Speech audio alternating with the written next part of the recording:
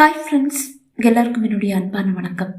இது ஷர்மிளா ஃப்ராங்கோவின் என் உயிரே நாவல் பகுதி 11 முதல் 15 வரை. வாசிப்பது ஷர்மிளா ஃப்ராங்கோ. ஃப்ரெண்ட்ஸ், இதுவரைக்கும் சேனலை சப்ஸ்கிரைப் பண்ணாதவங்க சப்ஸ்கிரைப் பண்ணிக்கங்க. வாங்க ஃப்ரெண்ட்ஸ், கதைக்குள்ள போலாம். பிரியாவின் நினைவுகளில் மூழ்கி வேதனையோடு அமர்ந்திருந்த சித்தார்த்தை கலங்கிய கண்களோடு பார்த்தபடி அமர்ந்திருந்தார் பூங்குழலி பாட்டி. அவனது வேதனையை அவரால் முழுமையாக உணர முடிந்தது. இப்படி ஒரு வலியைத்தானே இத்தனை ஆண்டும் அவரும் அனுபவித்தார். ஆனால் அதைவிட கொடியது அவன் வேதனை என்று அவர் மனதில் எண்ணினார். சித்து, உன்னுடைய வலி, உன்னுடைய காதல் எல்லாத்தையும் நான் ரொம்ப நல்லாவே உணர்றேன்ப்பா. பிரியா கண்டிப்பா உன் கூட தான் இருக்கா. உன்னோட மனசில் அவளோட நினைவுகள் இருக்கிற வரைக்கும் அவள் உயிர் வாழ்ந்துட்டு தான்ப்பா இருப்பா. ஆனாலும் அவள் அவசரப்பட்டு தப்பான முடிவை எடுத்துட்டான்னு தான் எனக்கு தோணுது.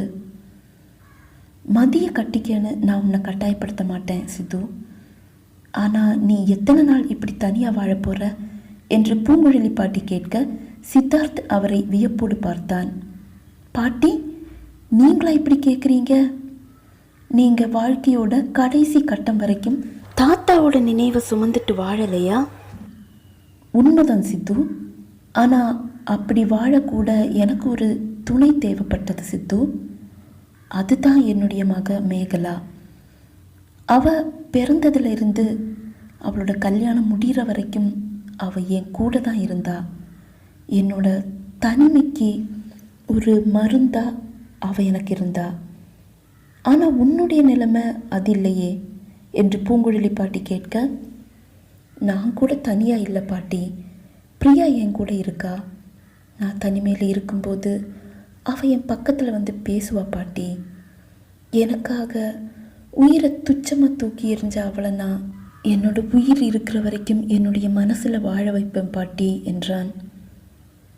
அப்போது மிகவும் தற்செயலாக பூங்குழலி பாட்டியின் கண்கள் அறை வாசலுக்கு சென்றது. அரைவாசலில் அதிர்ச்சியில் உறைந்தபடி சந்திரமதி நின்றிருந்தாள். அவளை கண்ட பாட்டியும் அதிர்ந்து போனார். சித்தார்த் கூறிய அனைத்தையும் அவள் கேட்டிருக்கிறாள் என்று அவளது முகத்தை பார்த்தபோது அவருக்கு புரிந்தது. மதி, என்னம்மா என்று கேட்டார்.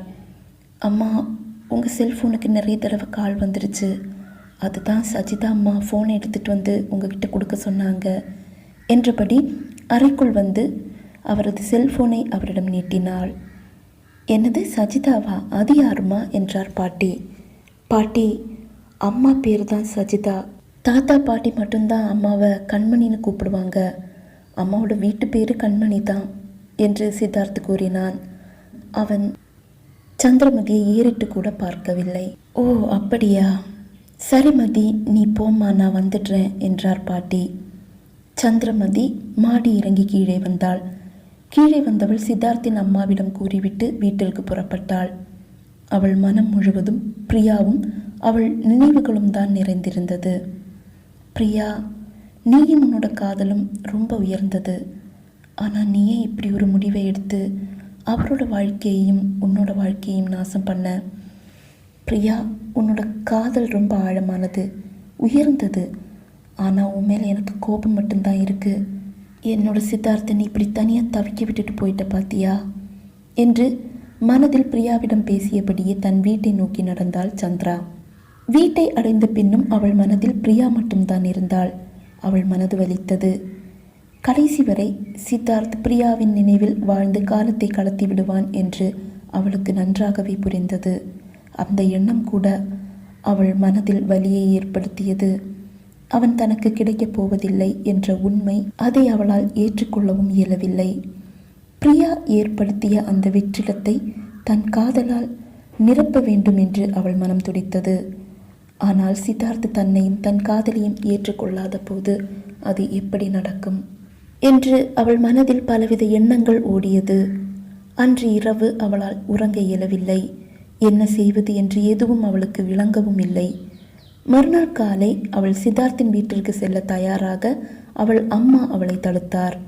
ஏய் சனியனே, நீ எங்கேயும் போக வேண்டாண்டி, வீட்லேயே இரு என்றவர் சந்தியாவை பார்த்து, ஏய் இங்கே வாடி, இன்னைக்கு டாக்டர் வீட்டுக்கு நீ போ என்று சந்தியாவை அனுப்பி வைத்தார். சந்தியா பரிதாபமாக சந்திராவை பார்த்தபடியே சித்தார்த்தின் வீட்டிற்கு புறப்பட்டாள். அவள் சென்ற பின் அம்மா கோபமாக சந்திரமதியை பார்த்தார். ஏய், என்னடி முடிவு பண்ணியிருக்க என்று கேட்டார். சந்திரமதி மௌனமாக இருந்தாள். அவளது மௌனம் அவரது கோபத்தை அதிகமாக்கியது. அவளது தலைமுடியை இழுத்து தன் கையில் சுற்றியபடி, சனியனு பதில் சொல்லுடி, உன்னால் எல்லாரோட வாழ்க்கையும் பாழா போச்சு. 10 மணிக்கு உங்கள் அப்பாவோட முதலாளி ஃபோன் பண்ணுவார், அவருக்கு என்னடி பதில் சொல்கிறது என்று கோபமாக கேட்டார் அம்மா. சமையலறையில் வேலையாக இருந்த கனிமொழி மெல்ல சமையலறையிலிருந்து வெளியே வந்து அம்மாவின் அருகில் வந்தாள். அம்மா, நான் தான் அந்த ஆளை கட்டிக்கிறேன்னு சொல்லிட்டேன்ல, அதுக்கப்புறம் ஏம்மா சந்திராவை டார்ச்சர் பண்ணுறீங்க என்றாள். சனியனே, உங்ககிட்ட நான் ஏதாவது கேட்டேனாடி? சமையல் கட்டில் வேலை இருக்குது, போய் அதை பாரு என்று அம்மா கோபமாக கூற கனிமொழி சமையலறைக்கு சென்றாள். ஏய் சொல்லிடி நாயே, உன்னை தான் கேட்டுட்ருக்கேன். அவர் இப்போ ஃபோன் பண்ணுவார், அவருக்கு நாங்கள் என்னடி பதில் சொல்லணும்? உன்னோட அக்காவோட வாழ்க்கையை நீயே கெடுத்துட்ட. நீ மட்டும் மனசு வச்சா உன்னுடைய அக்காங்க 3 பேரோட கல்யாணமும் நல்லபடியாக நடக்கும். உன் மேலே அதுங்க பாசமாக இருக்குதுங்க, ஆனால் உனக்கு அதுங்க மேலே எந்த பாசமும் இல்லை. நீ ஒரு சுயநலக்காரிடி. அதை புரிஞ்சுக்காம அதுங்க 3 உன்னை தலையில் தூக்கி வச்சு ஆடுதுங்க என்று அம்மா கோபமாக கூற சந்திராவின் மனது வலித்தது. அம்மா கூறுவதில் என்ன தவறு இருக்கிறது? நான் சுயநலக்காரி தானே. அவள் மனதில் ஒரு குற்ற உணர்ச்சி உருவானது. அக்காங்க 3 பேரையும் இந்த நரகத்திலிருந்து காப்பாற்ற எனக்கு ஒரு வாய்ப்பு கிடைச்சும் எட்டா கனிக்காக தானே நான் ஆசைப்படுறேன். நான் ஒரு சுயநலக்காரி தானே. அவள் தன்னையே பழித்தாள். அவள் மனது கலங்க ஆரம்பித்தது. பிரியாவை நினைத்து உயிர் வாழும் சித்தார்த்தை நினைத்து நானும் வாழ்ந்து விடலாம். ஆனால் தன் அக்கா 3 யாரை நினைத்து வாழ்வார்கள்? கடைசி வரை அவர்கள் இந்த நரகத்தில் இப்படியே வெந்து உருக வேண்டியது தானா? சந்திரா தங்கள் அறையின் ஒரு மூலையில் வந்து அமர்ந்து யோசனையில் ஆழ்ந்தாள். அப்போதுதான் அப்பாவின் செல்போன் ஒலிக்கும் சத்தம் கேட்டது. அவள் கண்கள் சுவரில் மாட்டியிருந்த கடிகாரத்தை பார்த்தது. நேரம் சரியாக 10 மணி. அந்த கங்காதரன் தான் கூப்பிடுறானா என்று தனக்குத்தானே கேட்டுக்கொண்டாள் சந்திரா. அவள் மெல்ல எழுந்து ஹாலுக்கு வந்தாள். அப்பா அம்மா இருவரும் ஃபோனை பார்த்தபடியே நின்றிருந்தனர். மனதில் ஏதோ முடிவு செய்த சந்திரா மெல்ல நடந்து வந்து ஃபோனை எடுத்து ஹலோ என்றாள். அதை கண்ட அப்பா அம்மா வியப்போடு அவளை பார்த்தனர். மூச்சை அடக்கியபடி சமையல் அறைக்குள் நின்றிருந்த கனிமொழி தேன்மொழி இருவரும் மெல்ல எட்டி பார்த்தனர். சந்தியாவும் வீட்டினுள் நுழைந்தாள். சந்திரமதியின் குரலை கேட்டதும் கங்காதரனின் உடலில் புது ரத்தம் பாய்ந்தது போலிருந்தது. யார் பேசுறது என்று ஆவலோடு கேட்டார். நான் சந்திரமதி. ஓ, பாண்டியனோட கடைசி பொண்ணு சந்திரமதி. என்னம்மா முடிவு பண்ணியிருக்க என்று ஆவலோடு கேட்டார். நான் உங்களை கல்யாணம் பண்ணிக்க தயாராயிருக்கேன் என்று சந்திரா கூறியதும் கனிமொழி தேன்மொழி சந்தியா 3 சந்திரா என்று அதிர்ச்சியோடு ஒரே குரலில் அழைத்தனர். ஆனால் அப்பா அம்மாவின் முகம் மட்டும் மலர்ந்தது. உண்மையாவா என்று உற்சாகத்தோடு கேட்டார் கங்காதரன். ஆமாம், ஆனால் ஒரு கண்டிஷன் என்றாள். என்ன கண்டிஷன் என்று கேட்டார் கங்காதரன். சந்திரா, நீ என்ன பேசிட்டு இருக்க என்று கனிமொழி குறுக்கிட அம்மா அவளை எரித்து விடுவது போல் பார்த்தார். அவர் பார்வையில் கனிமொழி அடங்கி போனாள். என்னோட அக்கா 3 பேரோட கல்யாணமும் நடந்து முடிஞ்சா மட்டும்தான் நான் உங்களை கட்டிப்பேன் என்றாள். அவ்வளவு தானே? உங்கள் வீட்டில் சொல்லி உங்கள் அக்காங்க 3 பேருக்கும் மாப்பிள்ளை பார்க்க சொல்லு என்றார். சரிங்க, அக்காங்க 3 பேரோட கல்யாணம் முடிஞ்ச மறுநாளே நான் உங்கள் மனைவி ஆயிடுறேன் என்றாள். சரி, உடனே அவங்க 3 பேருக்கும் மாப்பிள்ளை பார்க்க சொல்லு. ஒரே நாளில் ஒரே முகூர்த்தத்தில் அவங்க 3 பேரோட கல்யாணமும் நடக்கணும். அடுத்த நாளே நம்ம கல்யாணம் என்றார் கங்காதரன். அவர் அப்படி கூறியதும் சந்திரா அழைப்பை துண்டித்தாள். அவள் கண்கள் நிறைந்து வழிந்தது. அதை துளித்தவள் அப்பாவை ஏறிட்டு பார்த்தாள். அக்காங்க 3 பேருக்கு மாப்பிள்ளை பாருங்கப்பா என்றாள் சந்திரா. இதோ இப்போவே தரகரை கூப்பிட்டு விஷயத்தை சொல்லிடுறேன் என்றவர் சந்திராவின் கையில் இருந்த தன் செல்போனை வாங்கி தரகரை அழைத்தார். தரகரே, என்னுடைய 3 பொண்ணுங்களுக்கும் நல்ல வரனாக இருந்தால் பார்த்து சொல்லுங்க. அவங்க ஃபோட்டோ உங்கள் கையில் இருக்குன்னு நினைக்கிறேன் என்று அப்பா கேட்க, பாண்டியன், அவங்க 3 பேரோட ஃபோட்டோவும் என் கையில் இருக்குது. நான் நல்ல வரனா பார்த்து உங்களுக்கு பதில் சொல்கிறேன் என்று அவரிடமிருந்து பதில் வந்தது. சரிங்க, எவ்வளவு சீக்கிரம் முடியுமோ அவ்வளவு சீக்கிரம் பார்த்து கொடுங்க என்று அப்பா மிகவும் உற்சாகமாக கூறினார். கனிமொழி, தேன்மொழி, சந்தியா மூவரும் சந்திராவின் கையை பிடித்து அழைத்து கொண்டு தங்கள் அறைக்கு வந்தனர். நால்வரின் கண்களும் நிறைந்து வழிந்தது. என்ன சந்திரா, இப்படி பண்ணிட்ட என்று வேதனையோடு தேன்மொழி கேட்டாள். அக்கா, இந்த நரகத்திலிருந்து விடுபடணும்னு நம்ம 4 பேருமே ஆசைப்படுறோம். அதுக்கு ஒரு வாய்ப்பு கிடைக்கும்போது அதை பயன்படுத்திக்க வேண்டாமா? இந்த வீட்டில் வாழுறதும் அந்த கங்காதரனுக்கு மனைவியாக வாழுறதும் எனக்கு ஒன்று தான் என்று சந்திரமதி கூற, இல்லை சந்திரா, உன்னோட வாழ்க்கையை பணயம் வச்சு எங்களுக்கு ஒரு வாழ்க்கை தேவையில்லைம்மா என்றாள் கனிமொழி. அக்கா, நீ அந்த ஆளை கட்டிக்க தயாரான, அப்புறம் ஏன் என்னை மட்டும் கட்டிக்க வேண்டாம்னு சொல்கிற என்று சந்திரமதி கேட்க, அவளது கேள்விக்கு பதில் கூற யாராலும் இயலவில்லை. அன்று மாலையே தரகர் வரன்களின் ஃபோட்டோவோடு சந்திரமதியின் வீட்டிற்கு வந்தார். பாண்டியன், நீங்கள் ரொம்ப லக்கி தெரியுமா? உங்கள் 3 பொண்ணுங்களுக்கும் ரொம்ப பொருத்தமான நல்ல வரன் அமைஞ்சிருக்கு. பையனுங்க 3 பேருமே ரொம்ப நல்ல வேலையில் இருக்காங்க. அவங்களுக்கு வீட்டை பார்த்துக்கிறதுக்கு அடக்கமான மனைவிங்க மட்டும்தான் வேணும். படிப்பெல்லாம் ஒரு பிரச்சனையே இல்லை. பொண்ணு அழகாகவும் இருக்கணும்னு சொன்னாங்க. உங்கள் பொண்ணுங்களோட ஃபோட்டோவை பார்த்ததும் பையனுங்களும் சரி, அவங்க வீட்டில் இருக்கவங்களும் சரி, உடனே ஓகேன்னு சொல்லிட்டாங்க. மூத்த பொண்ணு பார்க்க நாளைக்கு வர்றாங்க. அடுத்தடுத்த 2 நாளில் 2வது 3வது பொண்ணை பார்க்குறதுக்கு வந்துடுவாங்க என்று தரகர் உற்சாகமாக கூற, அப்படியா, ரொம்ப சந்தோஷமாக இருக்குது. சரி, பையனுங்க என்ன வேலை பார்க்குறாங்க என்று ஆவலோடு கேட்டார் அப்பா. உங்கள் மூத்த பொண்ணுக்கு பார்த்த பையன் பேங்க் மேனேஜராக இருக்காரு. மற்ற 2 பேரும் ஐடி கம்பெனியில் நல்ல வேலையில் இருக்காங்க என்று தரகர் கூறினார். தரகர் கூறியதை கேட்டதும் அக்கா மூவரின் முகமும் அப்படியே மலர்ந்தது. அவர்களின் முகத்தில் முதன்முறையாக வெட்கத்தையும் மகிழ்ச்சியையும் ஒரு சேர கண்டாள் சந்திரமதி. அதை கண்டதும் அவள் மனதில் ஒரு நிம்மதி. ஆனால் அவள் மனம் அழுது கொண்டுதான் இருந்தது. அன்று சித்தார்த் ஹாலில் அமர்ந்து செய்தித்தாளை புரட்டி கொண்டிருந்தான். அப்போதுதான் சந்திரமதியின் அம்மா சுஜாதா வீட்டினுள் வந்தார். அவரை கண்டதும் சித்தார்த்தின் முகம் மலர்ந்தது. சுஜாதா அம்மா, நீங்களா? வாங்க, எவ்வளவு நாள் ஆச்சு உங்களை பார்த்து. எப்படி இருக்கீங்க என்று விசாரித்தான். நான் ரொம்ப நல்லா இருக்கேன் தம்பி என்றார். அவரது குரலை கேட்டதும் பூங்குழலி பாட்டியும் சித்தார்த்தின் அம்மாவும் சமையல் அறையிலிருந்து வெளியே வந்தனர். என்ன சுஜாதா, எப்படி இருக்க என்றார் சித்தார்த்தின் அம்மா. நல்லா இருக்கேம்மா. சரி, சந்திரா எப்படி இருக்கா? 3 நாளாக அவள் வேலைக்கு வரல. சந்தியாவை வேலைக்கு அனுப்பியிருந்த. சந்திராவுக்கு உடம்பு முடியலன்னு சந்தியா சொன்னா என்று சித்தார்த்தின் அம்மா கேட்க, பரவாயில்ல, அவள் இப்போ ரொம்ப நல்லா இருக்காம்மா. நான் இப்போ வந்தது ஒரு விஷயத்த சொல்லிட்டு போகத்தான். என்ன விஷயம் சுஜாதா, சொல்லு. அம்மா, என்னுடைய 4 பொண்ணுங்களுக்கும் கல்யாணம் நிச்சயமாயிடுச்சு. அதனால் பிள்ளைங்களை வேலைக்கு அனுப்ப முடியாத நிலைமை. அவருக்கும் உடம்பு முடியலை. அதனால் அவரை தனியாக வீட்டில் விட்டுட்டு என்னாலையும் வேலைக்கு வர முடியாது. நான் வீட்டிலையே இருந்து துணியை தச்சு காரத்தை ஓட்டிக்கலான்னு நினைக்கிறேன் என்று சந்திராவின் அம்மா கூற, அவர் கூறியதை கேட்டதும் அனைவரின் முகத்திலும் மகிழ்ச்சி. ஆனால் சந்திரமதிக்கு திருமணம் என்பதை தான் பூங்குழலி பாட்டியால் நம்ப இயலவில்லை. என்ன சொல்ற சுஜாதா, 4 பேருக்கும் கல்யாணம் முடிவாயிடுச்சா என்று வியப்போடு கேட்டார் சித்தார்த்தின் அம்மா. ஆமாம்மா, இன்னும் 2 வாரத்தில் கல்யாணம் இருக்குது. பத்திரிக்கை அடித்ததும் முதல் பத்திரிக்கையை உங்களுக்கு தான் எடுத்துகிட்டு வரேன். வீட்டில் நிறைய வேலை இருக்குமா, நான் போகட்டுமா என்று கேட்டார். இரு சுஜாதா என்று கூறியபடியே தாத்தா தன் அறையிலிருந்து வெளியே வந்தார். என்னையா என்று பணிவோடு கேட்டார் சுஜாதா.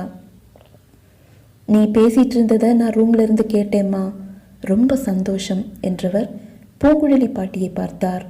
தன் கையில் இருந்த செக்கை அவரிடம் நீட்டியபடி, பூங்குழலி, இதை சுஜாதாவுக்கு கொடுமா என்றார். அவர் அதை வாங்கி மெல்லிய புன்னகையுடன் சந்திராவின் அம்மாவிடம் கொடுத்தார். அதை வாங்கி பார்த்த சுஜாதாவின் கண்கள் அகல விரிந்தது. 10 லட்சத்திற்கான காசோலை அது. ரொம்ப நன்றி ஐயா என்று கையெடுத்து கும்பிட்டார் சுஜாதா. நன்றி எல்லாம் எதுக்குமா? உனக்கு வேற ஏதாவது காசு தேவைப்பட்டா இல்லை வேற ஏதாவது உதவி வேணும்னா தயங்காம கண்மணி கிட்டேயோ பூங்குழலி கிட்டேயோ கேளு. அவங்க கண்டிப்பா உனக்கு உதவுவாங்க என்று தாத்தா கூறினார். சரிங்க ஐயா, நான் போயிட்டு வரேன் என்று கூறி விடை பெற்றார் சுஜாதா. மாலை தோட்டத்திலிருந்து வந்தபோதே தாத்தாவின் முகம் வாடியிருந்தது. அவர் தன் அறையில் வந்து அப்படியே படுத்துக்கொண்டார். அதை கண்ட பூங்குழலி பாட்டி தீயுடன் அறைக்கு வந்தார். என்னங்க, என்ன ஆச்சு? உடம்பு முடியலையா என்று கேட்டார். இல்லம்மா, மனசுல ஒரு பெரிய பாரம் என்றார். என்ன ஆச்சு என்று அவர் கேட்க தாத்தாவின் செல்போன் ஒலித்தது. பூங்குழலி, இது ரொம்ப முக்கியமான காலமா, நீ இப்போ நம்ம அப்புறம் பேசிக்கலாம் என்று தாத்தா கூறிவிட்டு தன் செல்போனை எடுத்து சொல்லு கதிர் என்று பேச துவங்கினார். பூங்குழலி பாட்டி எழுந்து சமையலறைக்கு வந்தார். இரவு உணவின் போது தாத்தா மௌனமாக இருப்பதை கண்டனர் அனைவரும். உணவு முடிந்ததும், அப்பா என்ன ஆச்சு? உடம்பு முடியலையா? சாயந்தரம் தோட்டத்திலிருந்து நீங்கள் காரில் ஏறும்போதே நான் கவனித்தேன். அப்போவே கேட்கலான்னு தான் நினச்சேன். என்னப்பா ஆச்சு என்று கேட்டார். ஆமாப்பா, மனசில் ஒரு பெரிய பாரம். அதுதான் மனசு ரொம்ப வலிக்குது. என்ன ஆச்சு தாத்தா என்று கேட்டபடி சித்தார்த்தா அவரது கையை பற்றினான். நான் இன்னைக்கு நம்ம அருணாசலத்தை பார்த்தேன்ப்பா.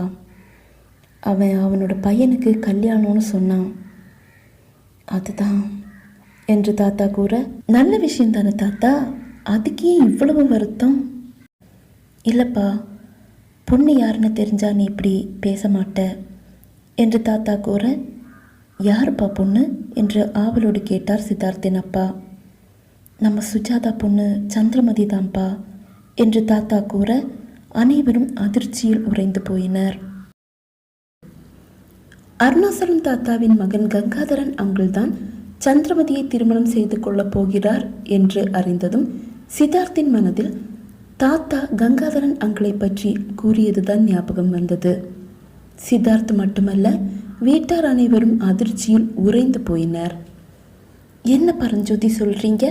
அருணாசலத்தோட மகன் மதிய கல்யாணம் பண்ணிக்க போறானா என்று பூங்குழலி பாட்டி அதிர்ச்சியோடு கேட்டார். அப்பா, நீங்க தப்பா புரிஞ்சுக்கிட்டீங்கன்னு எனக்கு தோணுது என்றார் சித்தார்த்தின் அப்பா. இல்லப்பா, முதல்ல எனக்கு புரியல. அருணாசலம் ரொம்ப தெளிவாக சொன்னதுக்கு அப்புறம்தான் அது சந்திரமதின்னு எனக்கே புரிஞ்சது. அப்பா, என்னால் இப்பவும் நம்ப முடியல என்றார் சித்தார்த்தின் அப்பா. நான் சுஜாதாவுக்கு ஃபோன் பண்ணி இது உண்மையானு கேட்டு பார்க்கவா என்றார் சித்தார்த்தின் அம்மா. ஆமா கண்மணி, மனசுக்கு ரொம்ப பாரமாக இருக்குமா, கொஞ்சம் அதை விசாரித்து சொல்லுமா என்றார் தாத்தா. சித்தார்த்தின் அம்மா தன் செல்போனை எடுத்து சந்திரமதியின் அம்மாவை அழைத்தார். ஃபோன் ரிங் ஆகிக்கொண்டே இருந்தது. ஃபோனை யாரும் எடுக்கவில்லை. 4-5 முறை அழைத்த பின்புதான் ஹலோ என்ற ஒரு ஆணின் குரல் ஒலித்தது. சித்தார்த்தின் அம்மா ஃபோனை ஸ்பீக்கரில் போட்டார். ஹலோ, நான் சஜிதா பேசுகிறேன். சுஜாதா இருந்தால் கொஞ்சம் பேச சொல்லுங்க என்றார். இல்லைங்க, சுஜாதா நகை கடைக்கு போயிருக்கா, வந்தா கூப்பிட சொல்கிறேங்க என்று பதில் வந்தது. ஓ அப்படியா, நீங்கள் யார் பேசுகிறீங்க? நான் சுஜாதாவோட கணவருங்க. சரிங்க, ஒரு விஷயம் கேள்விப்பட்டோம், அதை உறுதி பண்ணிக்கலான்னு தான் கூப்பிட்டேன். என்ன விஷயம்னு சொல்லுங்க, எனக்கு தெரிஞ்சா நான் சொல்கிறேன். சந்திராவை நீங்கள் யாருக்கு கட்டி கொடுக்குறீங்க என்று சித்தார்த்தின் அம்மா கேட்க எதிர்முனையில் அமைதி. என்னங்க, என்னாச்சு? பதிலையே காணும். என்னுடைய முதலாளி கங்காதரன் சார் தான் சந்திராவை கட்டிக்க போறாரு என்று சந்திராவின் அப்பா கூற அனைவரின் தலையிலும் இடி தாக்கியது போல் இருந்தது. என்னங்க இது அநியாயம்? எதுக்காக இப்படி ஒருத்தருக்கு சந்திராவை கட்டி கொடுக்குறீங்க? அநியாயமா? எதுங்க அநியாயம்? அவர் என்னுடைய மூத்த 3 பொண்ணுங்களோட கல்யாணத்தையும் நடத்தி வச்சு என்னுடைய கடைசி பொண்ணையும் கட்டிக்கிறாரு. இதை போய் நீங்கள் அநியாயம் சொல்கிறீங்களே. அவர் எனக்கு தெய்வம்மா என்றார். அவர் கூறுவதை கேட்டு அனைவரும் என்ன செய்வதென்றறியாது திகைத்து நின்றனர். சித்தார்த்த சட்டென்று அம்மாவின் கையில் இருந்த ஃபோனை வாங்கினான். அங்கள், உங்கள் 3 பொண்ணுங்களோட கல்யாணத்துக்கு தேவையான எல்லாத்தையும் நாங்களே பண்ணுறோம். சந்திராவுக்கு வேற நல்ல மாப்பிள்ளையா பாருங்க, அவ கல்யாணத்தையும் நாங்களே நடத்தி வைக்கிறோம் என்றான் சித்தார்த். இதை நீங்கள் முன்னாடியே சொல்லி இருக்கணும் தம்பி. இப்போ நீங்கள் இப்படி சொன்னால் என்னால் எதுவும் பண்ண முடியாது தம்பி தயவு செஞ்சு எங்களை மன்னிச்சிடுங்க. அவரை பகைச்சிக்கிட்டு எங்களால் இந்த ஊரில் எல்லாம் வாழ முடியாது என்று சந்திராவின் அப்பா கூற, அங்கிள் நாங்கள் கங்காதர் அங்கிள்கிட்ட பேசிக்கிறோம் என்றான். இல்லை தம்பி, அவர் கண்டிப்பாக ஒத்துக்க மாட்டார். அதற்கு மேல் அவரிடம் பேசி எந்த பிரயோஜனமும் இல்லை என்று சித்தார்த்துக்கு தோன்றியது. அவன் ஃபோனை அம்மாவிடம் கொடுத்துவிட்டு வேதனையோடு தன் அறையை நோக்கி சென்றான். ஃபோனை வாங்கிய அம்மா, சரிங்க, சுஜாதா வந்தா நான் ஃபோன் பண்ணியிருந்தேன்னு சொல்லுங்க என்று கூறிவிட்டு அழைப்பை துண்டித்தார். அன்று இரவு சித்தார்த்தின் வீட்டில் ஒருவரும் உறங்கவில்லை. விடிகாலை 4 மணி ஆன போதே சித்தார்த் எழுந்து மாடி இறங்கி கீழே வந்தான். அப்பா, அம்மா, தாத்தா, பாட்டி 4வரும் இன்னும் எழவில்லை. குட்டி போட்ட பூனை போல் அங்கும் இங்கும் நடந்து கொண்டிருந்தான் சித்தார்த். 5:30 ஆன போதுதான் அம்மா எழுந்து வெளியே வந்தார். அங்கும் இங்கும் நடந்து கொண்டிருந்த சித்தார்த்தை கண்டதும், சித்து, நீ கீழே வந்து ரொம்ப நேரம் ஆச்சாப்பா, இதோ இப்போ டீ போட்டு எடுத்துட்டு வரேன் என்றார் அம்மா. டீ எல்லாம் வேண்டாம்மா, தாத்தா எழுந்ததும் அவரை அழைச்சிட்டு அருணாசலம் தாத்தா வீட்டுக்கு போய் கங்காதர அங்கிள்கிட்ட பேசி பார்க்கலான்னு நினைக்கிறேன் என்றான். அட, இது கூட நல்ல யோசனையாக தான் இருக்கு, எனக்கு தோணாமல் போச்சே என்றார் அம்மா. இருவரும் பேசிக்கொண்டிருக்கும் போதே பூங்குழலி பாட்டி கதவை திறந்து கொண்டு வெளியே வந்தார். அவரை கண்டதும், பாட்டி தாத்தா எழலையா என்று கேட்டான் சித்தார்த். இல்லைப்பா, 3 மணி வரைக்கும் மதிய பற்றி தான் ரொம்ப கவலையாக பேசிகிட்டு இருந்தார், அதுக்கப்புறம்தான் தூங்கினாரு என்றார் பாட்டி. அவர் அப்புறம் தூங்கட்டும், முதல்ல என் கூட அருணாசலம் தாத்தா வீட்டுக்கு வரட்டும் என்று கூறியபடியே அறைக்குள் வந்தான் சித்தார்த். தாத்தாவின் அருகில் வந்த சித்தார்த் அவரை எழுப்பினான். தாத்தா எழுந்திருங்க என்றான்.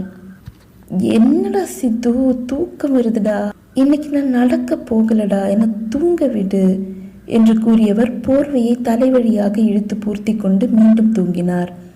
பரஞ்சோதி, எழுந்திருங்க என்றான். டேய் படுவா, பேரையாடா கூப்பிடுற என்று கேட்டபடியே சட்டென்று தாத்தா படுக்கையிலிருந்து எழுந்து அமர்ந்தார். தாத்தா, தலை போற விஷயம் இது, முதல்ல அருணாசலம் தாத்தா வீட்டுக்கு வாங்க, கங்காதர அங்கிள் கிட்ட பேசி பார்க்கலாம் என்றான் சித்தார்த். அவங்கிட்ட என்னப்பா பேச போற என்று தாத்தா கேட்க, அதெல்லாம் அங்கே போய் பேசிக்கலாம், நீங்கள் முதல்ல புறப்படுங்க என்றான். சரி வா, எனக்கு கூட சந்திராவை காப்பாற்றணும்னு ஆசையாக தான் இருக்கு. உனக்கு கட்டி வைக்க நான் ஆசைப்பட்ட பொண்ணாச்சே, அந்த பொண்ணோட வாழ்க்கை இப்படி சீரழிகிறத பார்த்துட்டு சும்மா இருக்க முடியலப்பா. உங்ககிட்ட எவ்வளோ கெஞ்சினாலும் நீ சந்திராவை கட்டிக்க மாட்ட, பிரியாவை உன்னால் மறக்க முடியாது என்று தாத்தா கூற, சித்தார்த்த தாத்தாவை கவலையோடு பார்த்தான். கவலைப்படாத சித்து, உன்னோட மனசை என்னால் நல்லா புரிஞ்சுக்க முடியும். பூங்குழலி நேற்று தான் பிரியாவை பற்றி சொன்னா, பாட்டி உங்ககிட்ட எல்லாத்தையும் சொல்லிட்டாங்களா என்று வேதனையோடு கேட்டான்.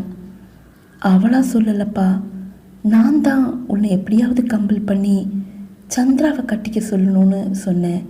அப்போதான் பூங்குழலி சொன்னா, உன்னை வற்புறுத்த வேண்டாம், உன்னோட மனசில் பிரியா மட்டும்தான் இருக்கான்னு. அவள் அப்படி சொன்னதுக்கப்புறம்தான் நீ ஏன் சந்திராவை ஏற்றுக்க தயங்கினன்ற விஷயமே எனக்கு தெரிஞ்சது என்று தாத்தா கூறினார். சரி தாத்தா, சீக்கிரம் வாங்க, கங்காதர அங்கிள் வெளியே போயிட போகிறாரு, அவர்கிட்ட போய் பேசிட்டு வந்துடலாம் என்றான். இருப்ப 5 நிமிஷம் என்றவர் சட்டென்று தயாராகி சித்தார்த்தோடு இறங்கினார். சித்தார்த்த தாத்தா இருவரும் அருணாசலம் தாத்தா வீட்டை அடையும் போது அருணாசலம் தாத்தா வெளியே அங்கும் இங்கும் நடந்து கொண்டிருந்தார். தன் நண்பனையும் சித்தார்த்தையும் கண்டதும் அவருக்கு அவ்வளவு மகிழ்ச்சி. டேய் பரஞ்சோதி, என்னடா காலையிலேயே என்னோட வீடு தேடி வந்திருக்க என்று வியப்போடு கேட்டார். அருணாசலம், நாங்கள் உன்னோட பையனை பார்க்க வந்தோம்ப்பா என்றார் தாத்தா. என்னோட பையனையா என்று வியப்போடு கேட்டார் அருணாசலம் தாத்தா. டேய், நீ நேற்று சொன்னியே உன்னுடைய மகனோட கல்யாணத்தை பற்றி. ஆமாம், அந்த பொண்ணு சந்திரா எங்களுக்கு ரொம்ப வேண்டிய பொண்ணுடா. வீட்டோட சூழ்நிலைக்காகத்தான் அந்த பொண்ணு உன்னோட பையனை கல்யாணம் பண்ணிக்க ஒத்துக்கிட்டு இருக்கா. எனக்கு அது புரியுதுடா, ஆனால் உங்களுக்கு உதவ என்னால் முடியாது. அவன் யார் சொன்னாலும் கேட்க மாட்டான்டா என்றார் அருணாசலம் தாத்தா. டேய், நீ எதுவும் பேச வேண்டாம், நாங்கள் பேசிக்கிறோம் என்று தாத்தா கூற, சரி நீங்கள் 2 பேரும் உள்ள வாங்க என்று அவர்களை வீட்டினுள் அழைத்து வந்தார் அருணாசலம் தாத்தா. தன் ஃபேக்டரிக்கு செல்ல தயாராகி தன் அறையிலிருந்து ஹாலுக்கு வந்தார் கங்காதரன். பரஞ்சோதி தாத்தாவையும் சித்தார்த்தையும் கண்டதும், என்ன அங்கிள் எப்படி இருக்கீங்க? புதுசாக கல்யாணம் எல்லாம் பண்ணி ரொம்ப ஜாலியாக இருக்கீங்க போல என்றவர் சித்தார்த்தை பார்த்தார். என்ன சித்தார்த்த திடீர்னு இந்த பக்கம் என்று கேட்டார். அங்கிள் உங்ககிட்ட கொஞ்சம் பேசணும் என்றான் சித்தார்த். ஏங்கிட்டியா? என்னப்பா பேசணும் என்றார். அங்கிள் நீங்கள் சந்திராவோட அக்காங்க 3 பேரோட கல்யாணத்தை நடத்தி கொடுக்கறதா சொல்லியிருந்தீங்களாம். அதுக்காக இன்னைக்கு வரைக்கும் உங்களுக்கு எவ்வளவு செலவாச்சோ அந்த காசை நாங்கள் உங்களுக்கு தரோம். அவங்க 3 பேரோட கல்யாணத்தையும் நாங்களே நடத்தி வச்சிடுறோம் என்று சித்தார்த் கூற, புரியல சித்தார்த், நீங்கள் எதுக்காக எனக்கு அந்த காசை தரணும்? நீங்கள் எதுக்காக அவங்க 3 பேரோட கல்யாணத்தையும் நடத்தி வைக்கணும் என்று அவர் சந்தேகமாக கேட்க, காரணமாக தாங்கள் நீங்கள் சந்திராவை கட்டிக்க வேண்டாங்கள், அவள் ரொம்ப சின்ன பொண்ணு என்றான். அவர் வாய் விட்டு சிரித்தார். என்ன சித்தார்த் இது? அவள் ரொம்ப சின்ன பொண்ணுன்னு எனக்கு தெரியாதா? அது தெரிஞ்சதால தானே நான் அவளை கல்யாணம் பண்ணிக்கிறேன் என்றார். இல்லை அங்கிள், சந்திராவை விட்டுடுங்க என்றான். என்ன சித்தார்த், அழகு தேவதையான அவன் மேலே நீ கண்ணு வச்சிருக்கியா என்று கங்காதரன் அங்கிள் கேட்க, அங்கிள் நான் அப்படி கண்ணு வச்சிருந்தா உங்ககிட்ட இப்படி வந்து பேசிட்டு நிற்க மாட்டேன். அவள் கழுத்தில் தாலி கட்டி என்னுடைய வீட்டுக்கு கூட்டிகிட்டு போயிருந்திருப்பேன். ஆனால் எனக்கு அப்படி ஒரு ஆசை சந்திரா மேலே இல்லை என்றான். அப்புறம் என்ன, வழியை விட்டு ஒதுங்க வேண்டியது தானே? ஏன் குறுக்க வந்து நிற்கிற? எனக்கு நிறைய வேலை இருக்கு, 2 பேரும் போயிட்டு வாங்க என்றவர் அவர்களை பொருட்படுத்தாமல் சட்டென்று வெளியே சென்றார். அதை கண்டதும் அருணாசலம் தாத்தா பரஞ்சோதி தாத்தாவின் கையை பற்றினார். சாரிடா பரஞ்சோதி, நான் தான் சொன்னேனே, அவன் யாருக்கும் மரியாதை தரமாட்டான்டா.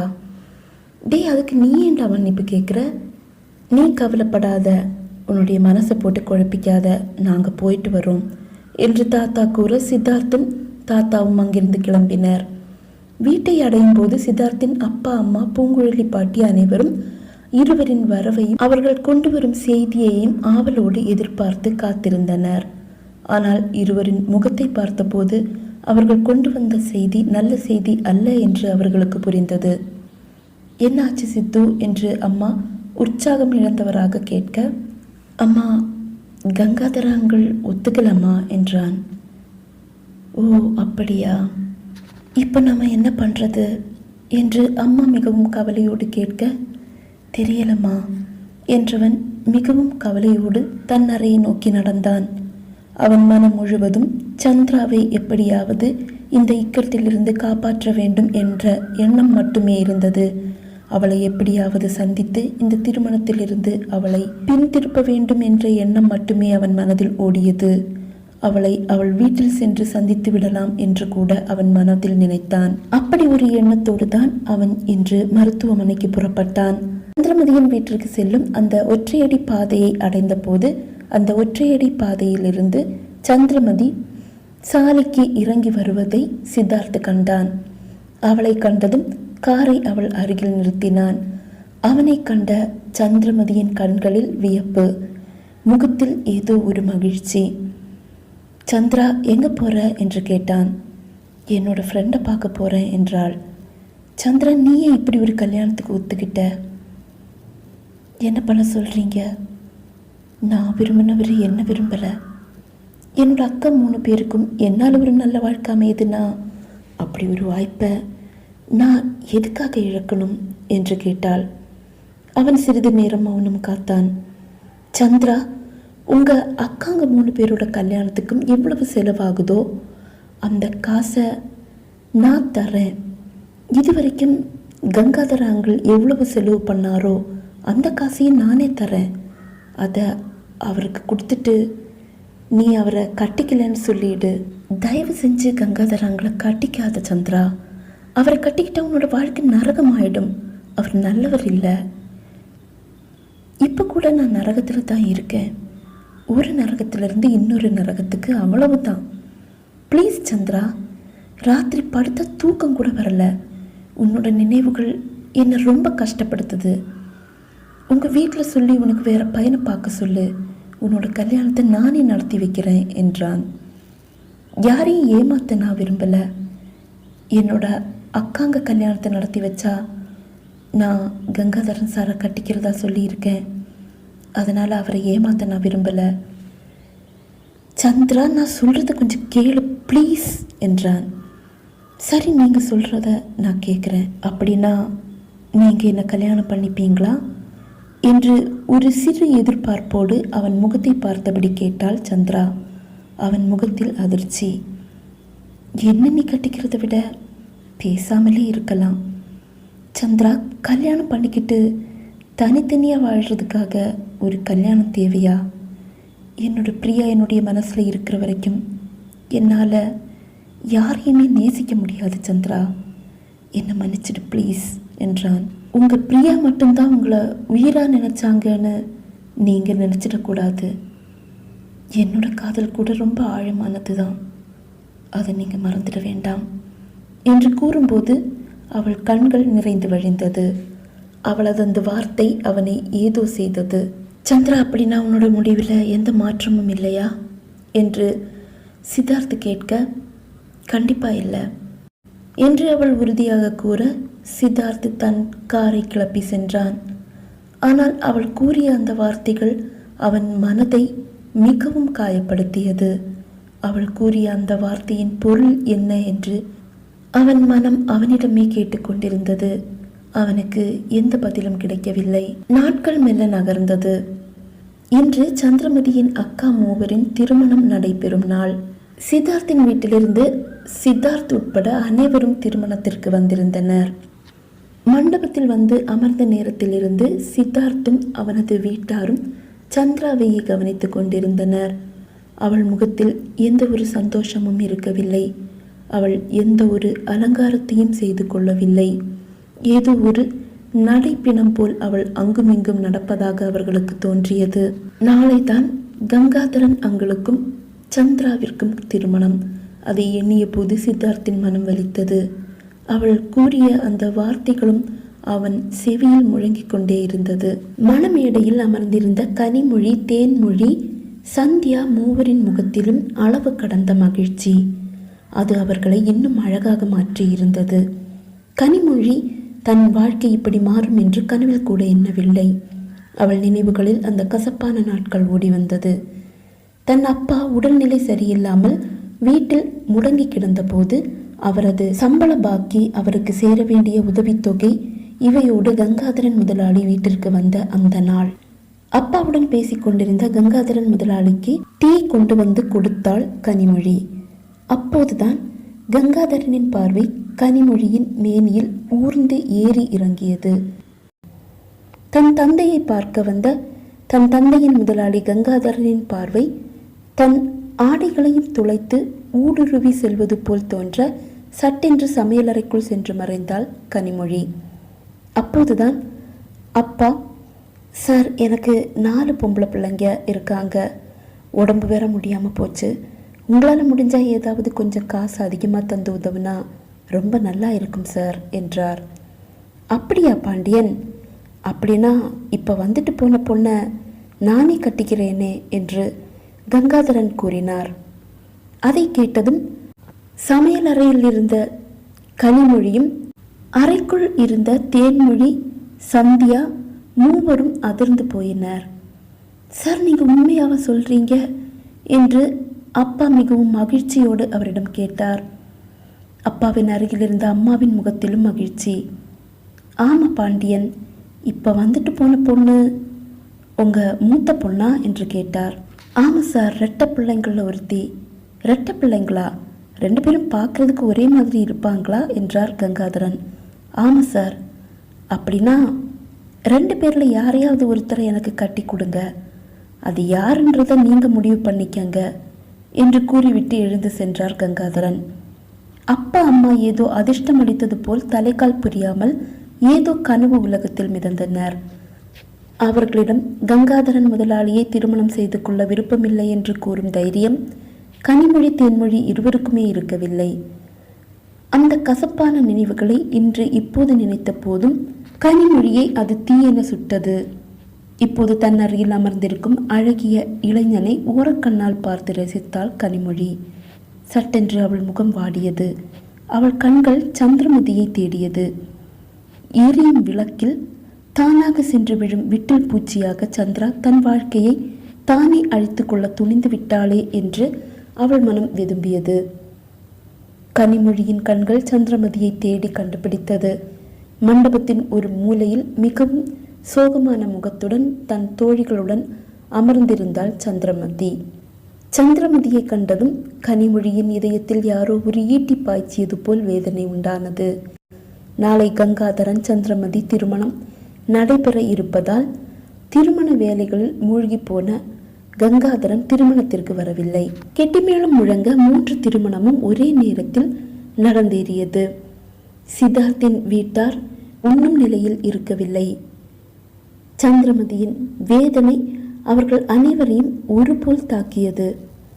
அனைவரும் மணமக்களை வாழ்த்த மணமேடையில் ஏறி செல்ல, அம்மா நான் காரில் வெயிட் பண்ணுறேன், நீங்கள் வந்துடுங்க என்று கூறிவிட்டு சித்தார்த்து தன் காரை நோக்கி நடந்தான்.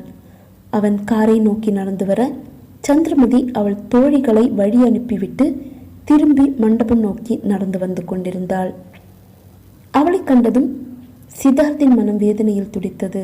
சந்திரமதி சித்தார்த்தை கண்டாள். ஆனாலும் அவனை காணாதது போல் அவனை தாண்டி சென்றாள். சந்திரா, ஒரு நிமிஷம் என்றான் சித்தார்த். சந்திராவின் கண்களில் ஏதோ ஒரு எதிர்பார்ப்பு. அவள் அவனை ஆவலோடு பார்த்தாள். சந்திரா, இப்போ கூட லேட் ஆயிடல, ஒரே ஒரு ஃபோன் பண்ணி கங்காதரன் அவங்கக்கிட்ட அவரை கல்யாணம் பண்ணிக்க விருப்பம் இல்லைன்னு சொல்லிடு ப்ளீஸ். உனக்கு நானே நல்ல ஒரு பையனாக பார்த்து கல்யாணம் பண்ணி வைக்கிறேன் என்று சித்தார்த்து கூற, அவள் கண்களில் தெரிந்த அந்த கடைசி எதிர்பார்ப்பும் அஸ்தமித்தது. அவள் பதில் எதுவும் கூறாமல் அவனை தாண்டி சென்றாள். அன்று இரவு பூங்குழலி பாட்டி சித்தார்த்தின் அறைக்கு வந்தார். அவரை கண்டு வியந்த சித்தார்த், என்ன பாட்டி மாடி ஏறி என்ன பார்க்கறதுக்காக வந்திருக்கீங்க என்றான்.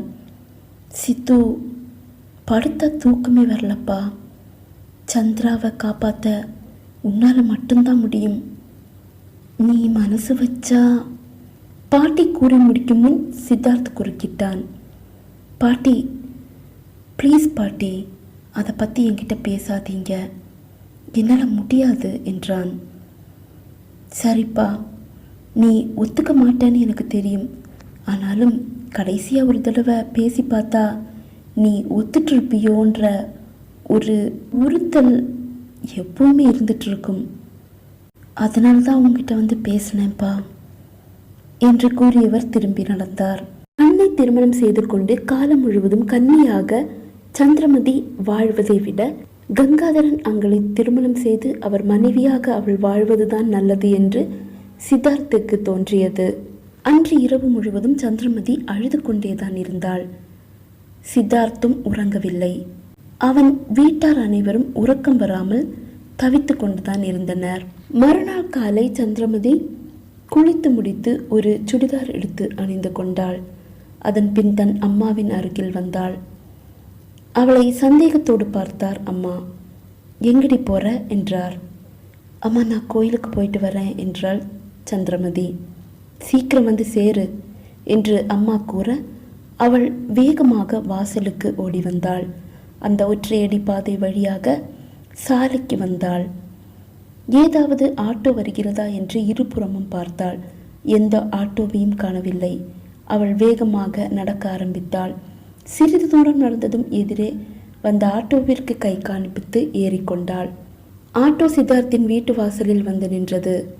அண்ணன், ஒரு நிமிஷம் இருங்க, இதோ இப்போ வந்துடுறேன் என்று ஆட்டோ டிரைவரிடம் கூறியவள் வேகமாக திறந்திருந்த வீட்டினுள் ஏறி சென்றாள். ஹாலில் ஒருவரும் இருக்கவில்லை. சந்திரமதி நேராக மாடி ஏறி சித்தார்த்தின் அறையை நோக்கி வந்தாள். சமையலறையில் வேலையாக இருந்த பூங்குழலி பாட்டி மிகவும் தற்செயலாக சந்திரமதியை கண்டார். சித்தார்த்தின் அம்மாவின் கவனம் சந்திரமதியின் மீது விழாமல் இருக்க, கண்மணி, டீ கொதிக்க போகுதுமா, அதை பார்த்துக்க, நான் இப்போ வந்துடுறேன் என்றவர் ஹாலுக்கு வந்தார். சந்திரமதி மாடி ஏறி சித்தார்த்தின் அறையை நோக்கி செல்வதை கண்டார். கடவுளே, மதியோட வாழ்க்கையை காப்பாத்துப்பா. சித்தார்த்தோட மனசை மாற்றி அவளை இந்த வீட்டு மருமகளாக மாற்றிடுப்பா என்று மனதார கடவுளை வேண்டிக் கொண்டார் பூங்குழலி பாட்டி. சித்தார்த் குளித்து முடித்து மருத்துவமனை செல்வதற்காக உடை அணிந்து கொண்டிருந்த போதுதான் அவன் அறை கதவு தட்டப்படும் ஓசை கேட்டது. யார் இது? பாட்டி அம்மா யாரும் இந்த நேரத்தில் வந்து கதவு தட்ட மாட்டாங்களே என்ற யோசனையோடு கதவை வந்து திறந்த சித்தார்த் அரைவாசலில் கலங்கிய கண்களோடு நின்றிருந்த சந்திரமதியை கண்டதும் அவன் அதிர்ந்து போனான். அவன் தொண்டை குழியில் அப்படியே ஒட்டி கொண்டது. அவனால் எதுவும் பேச இயலவில்லை. சட்டென்று சந்திரமதி அவனை கட்டி அணைத்தாள். ஐ லவ் யூ சித்து. கடைசியாக உங்களை பார்க்கணும்னு தோணிச்சு, அதுதான் ஓடி வந்தேன் என்றவள் சட்டென்று அவனிடமிருந்து விலகியும் கொண்டாள். அப்போதும் சித்தார்த் நடப்பவற்றை நம்ப இயலாமல் திகைத்து நின்றான். அவனை திரும்பி பார்த்தபடியே அவள் மாடி இறங்கி செல்வதையும் அவன் சிலையென பார்த்தபடி நின்றிருந்தான். சந்திரமதி மாடி இறங்கி வருவதை கண்ட பூங்குழலி பாட்டி எதுவும் அறியாதது போல் மெல்ல நடந்து சமையலறைக்கு வந்தார். பூங்குழலி பாட்டி சமையலறைக்கு செல்வதை பார்த்தபடியே மாடி இறங்கி வந்தாள் சந்திரமதி. அவள் நேராக சமையலறைக்கு வந்தாள். அவளை கண்டதும் சித்தார்த்தின் அம்மா வியந்தார். பாட்டியும் அவளை அப்போதுதான் பார்ப்பது போல் வியந்தார். சந்திரா, என்னம்மா நீ இப்படி இங்க என்று சித்தார்த்தின் அம்மா கேட்டார். அம்மா, என்னோட கல்யாணத்துக்கு நீங்க யாரும் கண்டிப்பா வரப்போறதில்லைன்னு எனக்கு தெரியும். அதனால என்னோட கல்யாணத்துக்கு நீங்க கண்டிப்பா வரணும்னு சொல்லிட்டு போகத்தான் நான் இப்ப இங்க வந்தேன் என்றாள் சந்திரமதி. சித்தார்த்தின் அம்மா பூங்குழலி பாட்டி இருவரும் எதுவும் பேசாமல் மௌனமாக நின்றனர். அதற்குள் தாத்தா, சித்தார்த்தின் அப்பா, சித்தார்த் மூவரும் தயாராகி ஹாலுக்கு வந்தனர். சந்திரா, பாட்டி, சித்தார்த்தின் அம்மா மூவரும் சமையல் அறையிலிருந்து வெளியே வந்தனர். தாத்தா, அப்பா இருவரும் சந்திராவை கண்டு வியந்தனர். என்னம்மா சந்திரா, கல்யாண பொண்ணு திடீர்னு இப்படி வந்து ஷாக்கெல்லாம் கொடுக்கிற என்று தாத்தா சந்தேகத்தோடு சித்தார்த்தையும் சந்திரமதியையும் பார்த்தார். நீங்கள் யாரும் என்னுடைய கல்யாணத்துக்கு கண்டிப்பாக வரமாட்டீங்கன்னு தோணிச்சு, அதுதான் நானே வந்து உங்களை கூப்பிட்டுட்டு போகலான்னு வந்தேன். கங்காதரனை சந்திரமதி திருமணம் செய்து கொள்வதை விரும்பாத சித்தார்த்தின் வீட்டார் சந்திரமதியின் திருமணத்திற்கு செல்ல வேண்டாம் என்றுதான் முடிவு செய்திருந்தனர். அவர்கள் யாரும் எந்த பதிலும் கூறவில்லை. வீட்டில் என்னை தேடுவாங்க, நான் போகிறேன் என்று பொதுவாக கூறியவள் ஏதோ ஒரு எதிர்பார்ப்புடன் சித்தார்த்தை ஒரு முறை பார்வையால் தழுவினாள். அப்போதும் சித்தார்த் எதுவும் அறியாதது போல் நின்றிருந்தான். சட்டென்று அங்கிருந்து புறப்பட்டு சென்றாள் சந்திரமதி. அவள் கண்களில் இருந்து கண்ணீர் கசிந்து கொண்டேதான் இருந்தது. வீடு வந்து சேரும் வரை அவள் கண்களில் கண்ணீர் கசிந்து கொண்டிருந்தது. வீட்டினுள் செல்லும் முன் அவள் தன் கண்களை நன்றாக துடைத்துவிட்டுதான் வீட்டினுள் வந்தாள். சந்திராவின் அக்கா மூவரும் அவர்களின் கணவர்களும் வீட்டினுள் இருந்தனர். அவர்களை கண்டதும் சட்டென்று முகம் மலர்ந்தாள் சந்திரமதி. என்ன புது பொண்ணுங்களா, சௌக்கியமா இருக்கீங்களா என்றாள் சந்திரா. அவள் அப்படி கேட்டதும் அழுதை விட்டனர் மூவரும். அவர்களின் கணவர்களின் முகமும் சோகத்தில் மூழ்கி இருந்தது. சந்திரா, இப்படி ஒரு கல்யாணம் உனக்கு தேவையா? நாம் போலீஸில் கம்ப்ளைண்ட் பண்ணிடலாம், அவங்க கல்யாணத்தை நிறுத்திடுவாங்க என்றார் கனிமொழியின் கணவர் விஸ்வநாத்.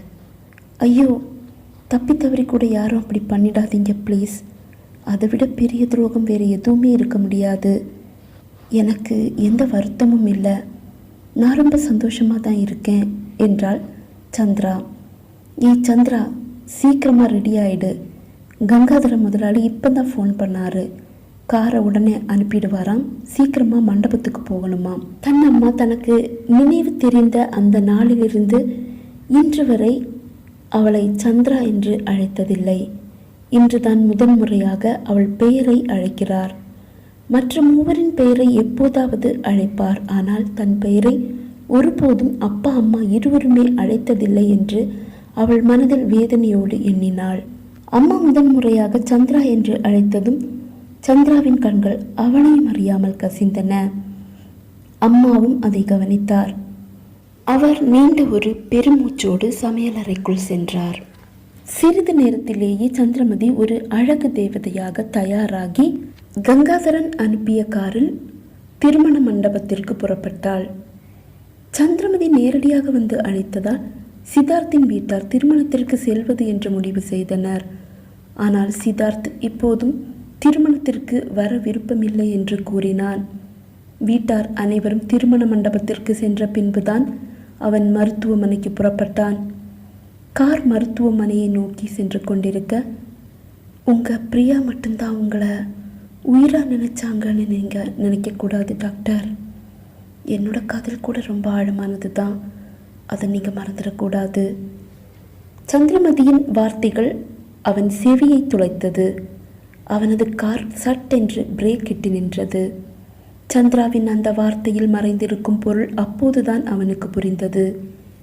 என்னோட பிரியாவோட காதல் மாதிரியே அவளோட காதலும் ஆழமானதுன்னா, அவ சொன்ன அந்த வார்த்தைக்கு உங்கள் பிரியா மாதிரி நானும் செத்துடுவேன்ற மறைமுக அர்த்தம் தானே இருக்கு.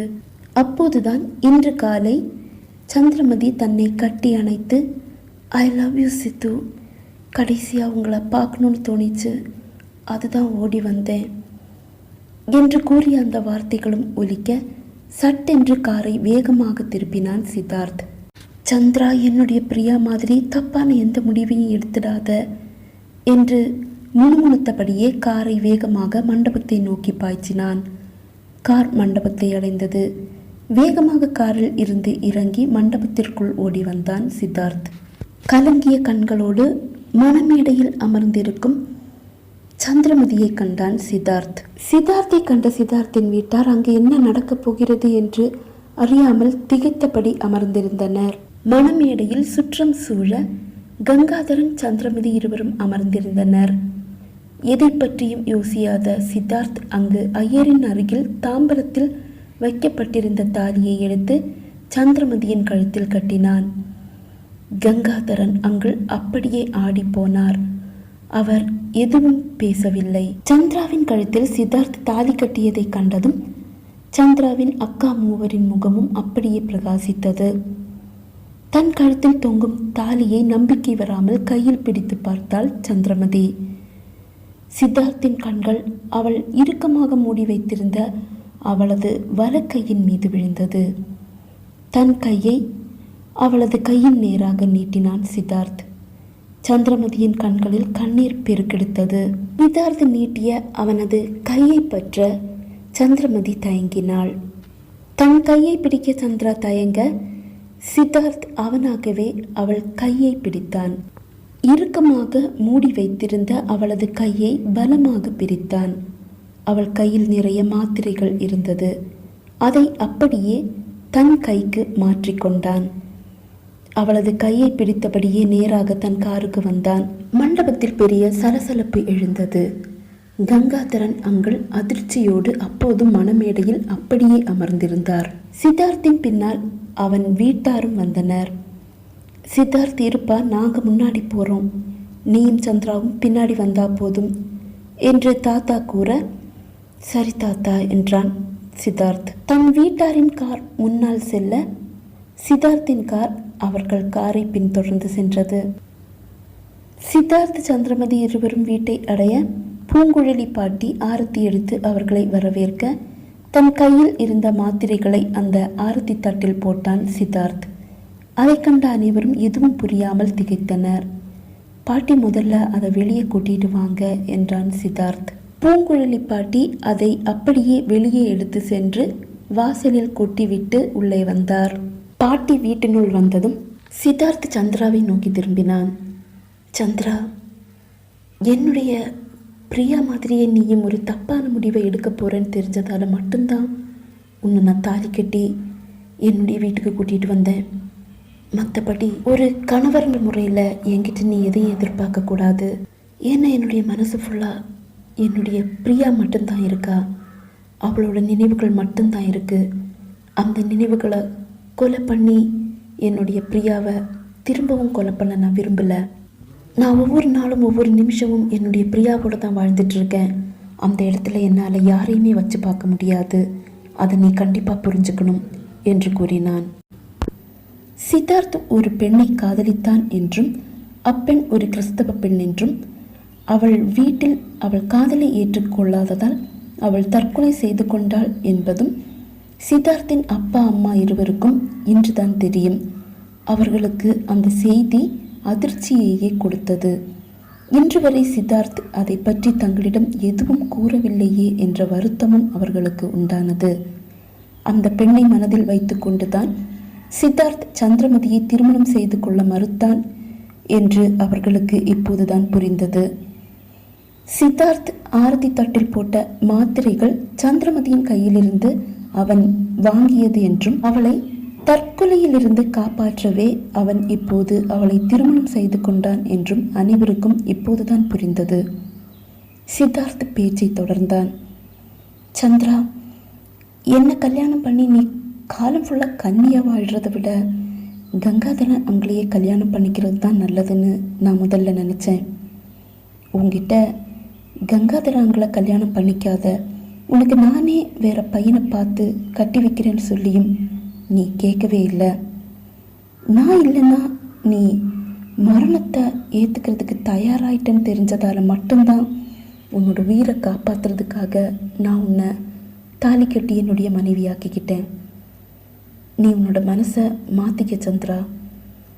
கூடிய சீக்கிரமே ஒரு நல்ல பையனாக பார்த்து நான் உன்னோட கல்யாணத்தை நடத்தி வைக்கிறேன் என்று சித்தார்த் கூறியதை கேட்டு அனைவரும் அதிர்ந்து போயினர்.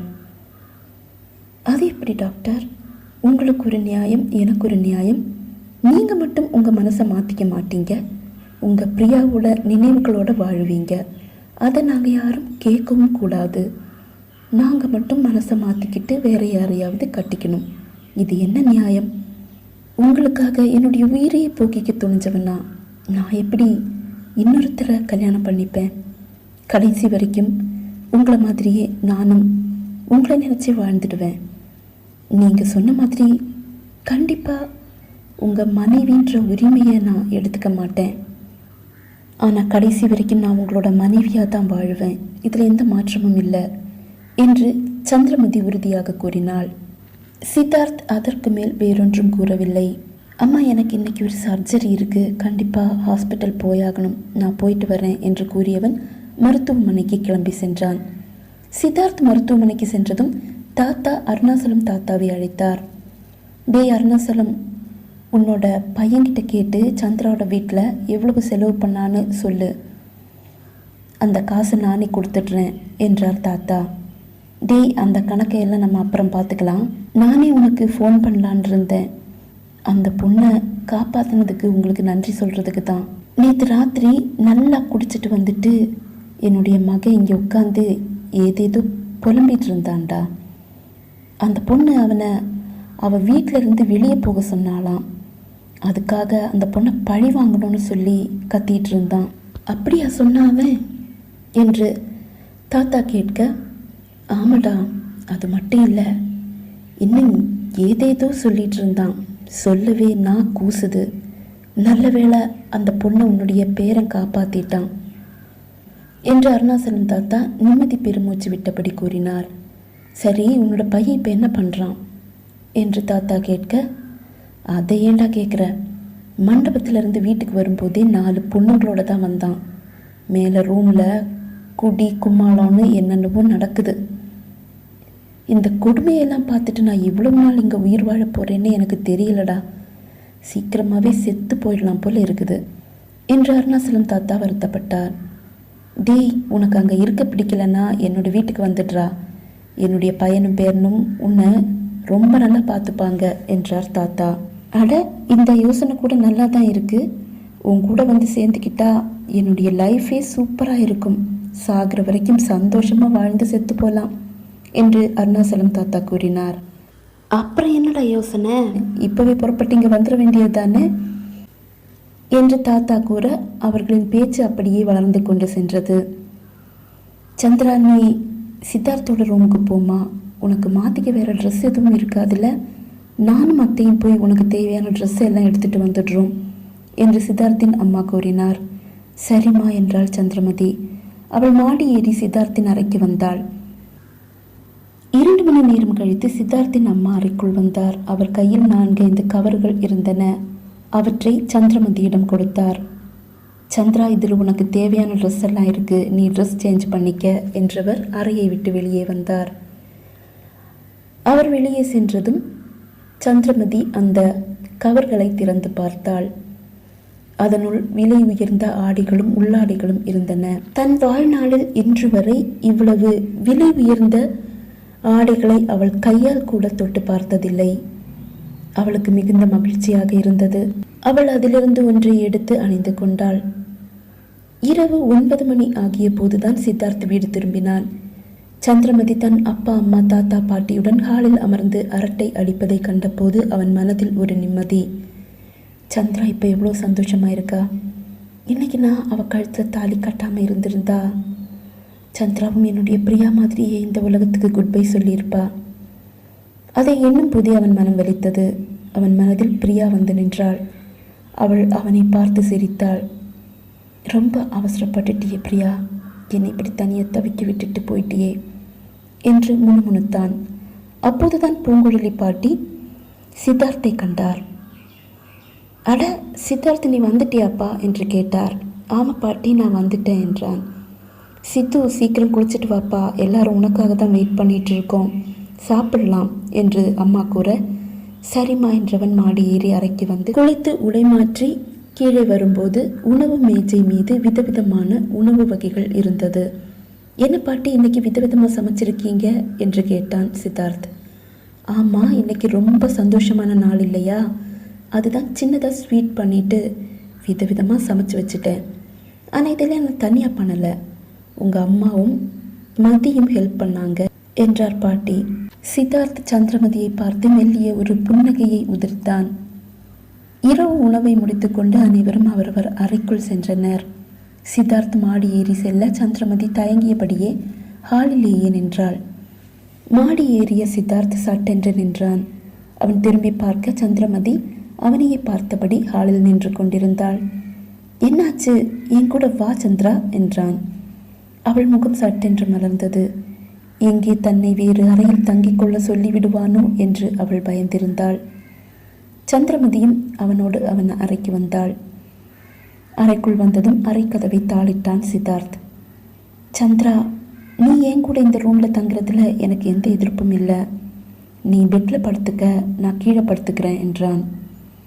பெட்டு தான் ரொம்ப பெருசாக இருக்கே, நீங்களும் பெட்லேயே படுத்துக்கலாமே, நான் உங்களை எதுவும் பண்ணிட மாட்டேன் என்று சந்திரா குறும்பாக கூறினாள். சித்தார்த் வாய்விட்டு சிரித்தான். சந்திரா அவனையும் அவன் அழகையும் ரசித்தாள். ஓகே என்றான் சித்தார்த். இருவரும் படுக்கையின் இரு ஓரங்களில் படுத்து கொண்டனர். சந்திரா, நீ என்ன படிச்சிருக்க என்றான் சித்தார்த். நானா 12th என்றாள். ஏன், என்னாச்சு, அதுக்கு மேலே ஏன் படிக்கலை என்றான். வீட்டில் வசதி இல்லாததால் படிக்க வைக்கல. என்ன உளர்ற நீ, உங்களை எல்லாம் நல்லா படிக்க வைக்க சொல்லி தாத்தா எப்பவும் காசு கொடுப்பாரு, அப்புறம் ஏன் அவங்க உங்களை படிக்க வைக்கல என்று வியப்போடு கேட்டான். தெரியல என்றாள். சரி, நீ படிக்கிறியா, உனக்கு மெடிசினில் இன்ட்ரெஸ்ட் இருக்கா என்று கேட்டான். அவள் முகம் சட்டென்று ஒளிர்ந்தது. அதை கண்ட சித்தார்த், நாளைக்கு நான் படித்த மெடிக்கல் காலேஜில் சேர்த்து விட்டுடுறேன், அதுக்கப்புறம் உன்னோட படிப்பு முடிஞ்சால் நீயும் ஹாஸ்பிட்டலுக்கு வரலாம் என்றான் சித்தார்த். அவள் புன்னகையோடு தலையசைத்தாள். இருவரும் இன்னும் ஏதேதோ பேசியபடியே அப்படியே உறங்கி போயினர். மறுநாள் சித்தார்த் சந்திரமதி இருவரும் ஒன்றாக வெளியே செல்ல தயாராகி வருவதை அனைவரும் வியப்போடு பார்த்தனர். சித்து, எங்கே போறீங்க என்றார் அப்பா. அப்பா, சந்திராவை மெடிசனுக்கு சேர்த்து விடலான்னு நினைக்கிறேன் என்று சித்தார்த்து கூற, ஓ அப்படியா, ரொம்ப நல்ல விஷயமாச்சே, காலேஜுக்கு ஃபோன் பண்ணி விசாரிச்சியா என்றார் அப்பா. விசாரிச்சேன்ப்பா, அடுத்த வாரம் தான் கிளாஸ் தொடங்குது, ஒரு சீட் பாக்கி இருக்குன்னு சொன்னாங்க என்றான் சித்தார்த். ரொம்ப ஆச்சரியமாக இருக்குப்பா, ஒரு சீட் பாக்கி இருக்கா என்று அப்பா வியப்போடு கேட்டார். இல்லைப்பா, அந்த சீட்டுக்கு சொந்தமான பொண்ணு நேற்றுக்கு காலையில் ஒரு ஆக்சிடெண்ட்டில் இறந்துட்டதால தான் ஒரு சீட் பாக்கி இருக்கு, அந்த சீட்டு தான் நம்ம சந்திராவுக்கு கிடச்சிருக்கு என்றான் சித்தார்த். ஓ அப்படியா, சரி, பத்திரமா போயிட்டு வந்துடுங்க என்று அப்பா கூற இருவரும் டிஃபனை முடித்துக்கொண்டு கோயம்புத்தூர் புறப்பட்டனர். அவனது கல்லூரியை அடைந்ததும் அவனது கண்கள் நிறைந்தது. வாசலில் பிரியா அவனுக்காக காத்து நிற்பது போல் அவனுக்கு தோன்றியது. அவன் கண்களை இறுக்கமாக மூடினான். அவன் கண்களிலிருந்து கண்ணீர் துளிகள் முத்துக்களாக சிதறியது. சித்தார்த்தின் அந்த பாவ மாற்றமும் வேதனையும் சந்திரமதியையும் தாக்கியது. அவனது மனதின் வேதனையை அவள் நன்றாக அறிவாள். அவன் கல்லூரிக்குள் ஒவ்வொரு அடியாக எடுத்து வைக்க சந்திரமதி அவனை பின்தொடர்ந்தாள். அங்கு பிரியாவுடன் சுற்றி திரிந்த இடங்களை கண்டபோது அவன் மனம் வலித்தது. எப்படியோ ஒரு வழியாக அனைத்து ஃபார்மாலிட்டிகளையும் முடித்துவிட்டு அவளோடு கல்லூரியை விட்டு வெளியே வந்தான். கல்லூரியில் இருந்து சிறிது தூரம் வந்ததும் ஒரு வீட்டின் முன் சித்தார்த் காரை நிறுத்தினான். அந்த வீட்டின் முன் வீடு வாடகைக்கு விடப்படும் என்று எழுதப்பட்டிருந்தது. அந்த போர்டின் கீழே ஒரு ஃபோன் நம்பரும் எழுதப்பட்டிருந்தது. நம்ம காலேஜ் வரும்போதே நான் இந்த வீட்டை பார்த்துட்டேன். நீ ஹாஸ்டல்லாம் தங்கிக்க வேண்டாம், இந்த வீட்டிலே தங்கிக்க. வேலைக்கு ஒரு ஆளை பார்த்துக்கலாம். காலேஜ் பக்கத்தில் தானே இருக்குது, நடந்தே போயிட்டு வந்துடலாம் என்றான் சித்தார்த். இருவரும் காரில் இருந்து இறங்கி அந்த கேட்டின் அருகில் வந்தனர். சித்தார்த் தன் செல்போனை எடுத்து அந்த போர்டில் எழுதி வைக்கப்பட்டிருந்த எண்ணிற்கு அழைத்தான். 5 நிமிடத்தில் ஒரு நபர் அங்கு வந்தார். அவர் வீட்டை திறந்து காண்பித்தார். வீடு மிகவும் அழகாகவே இருந்தது. இருவருக்கும் வீடு பிடித்து போயிற்று. அவரிடம் பேசி அட்வான்ஸ் கொடுத்தான் சித்தார்த். இன்னும் ஒரு வாரத்தில் கிளாஸ் துவங்க இருப்பதால் அவரிடமே காசு கொடுத்து வீட்டிற்கு பெயிண்ட் அடித்து சுத்தம் செய்து வைக்குமாறு கூறிவிட்டு இருவரும் கோத்தகிரி திரும்பினர். அதன்பின் சந்திரமதி பாட்டி, சித்தார்த்தின் அம்மா இருவரோடு சேர்ந்து தனக்கு தேவையானவற்றை எல்லாம் வாங்கி கொண்டாள். நாட்கள் சட்டென்று ஓடிப்போனது. சந்திராவுடன் கோயம்புத்தூரில் தங்குவதற்காக பழனியம்மா என்ற ஒரு நடுத்தர வயது பெண்மணியையும் தேர்வு செய்து சந்திரமதியுடன் அனுப்பி வைத்தார் சித்தார்த்தின் அம்மா. சந்திரமதியையும் பழனியம்மாவையும் கோயம்புத்தூர் கொண்டு வந்து விட்டு சென்றான் சித்தார்த். நாளை கிளாஸ் துவங்க இருந்தது. சந்திரமதியும் பழனியம்மாவும் சேர்ந்து தாங்கள் கொண்டு வந்த பொருட்களை எல்லாம் அந்த வீட்டில் அடுக்கி வைத்தனர். மறுநாள் சந்திரமதி கல்லூரிக்கு வந்தாள். அவளது வீட்டிலிருந்து 10 நிமிடம் நடந்தால் கல்லூரி வந்துவிடும். கல்லூரியில் சந்திரமதி அடியெடுத்து வைத்ததும் சீனியர்களின் படையெடுப்பு.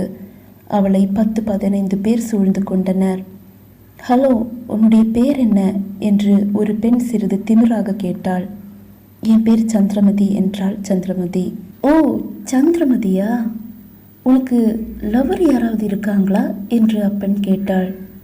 இல்லைங்க, எனக்கு கல்யாணம் ஆயிடுச்சு என்றாள் சந்திரமதி.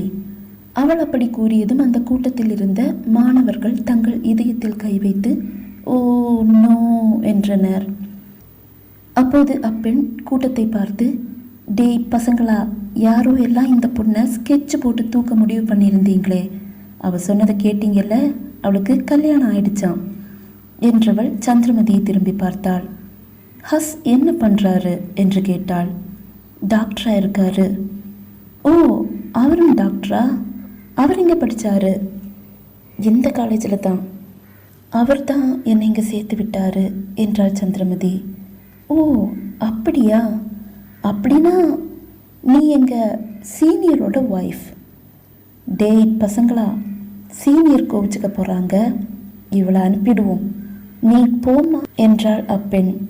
சந்திரமதி தன் கிளாஸ் ரூமை தேடி கண்டுபிடித்து கிளாஸ் ரூமுக்குள் வந்து தன் இருக்கையில் அமர்ந்து கொண்டாள்.